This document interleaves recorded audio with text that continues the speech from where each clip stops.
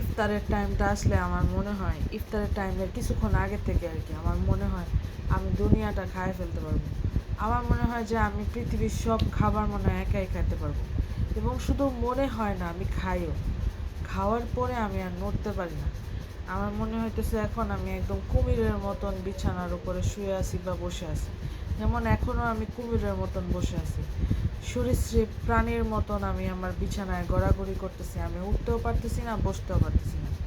এই পেরেশানিটা না হইলে হয় না। আমার আজকে বয়স, কত বছর বয়স হয়েছে? আমি অলমোস্ট, না অলমোস্ট কি ভাই, আমার 33 বছর রানিং। তারপরেও আমার পেটের আন্দাজ নাই। আমি বুঝি না যে আমার কতটুকু খাবার খাইতে পারবো, কতটুকু খাইতে পারবো না।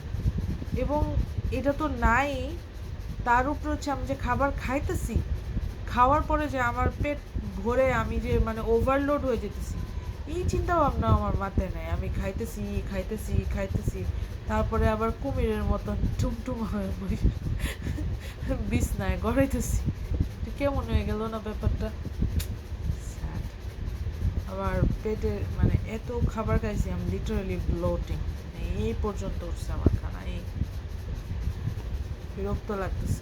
সবারও কি সেম অবস্থা? মানে আমার মনে হয় আমি খাবার খাইছি, এমন না যে পানি খায় পেট ভরছি, খাবার খায় পেট ভরছি, পেটটা মানে সহ্য হইতেছে না আর এত।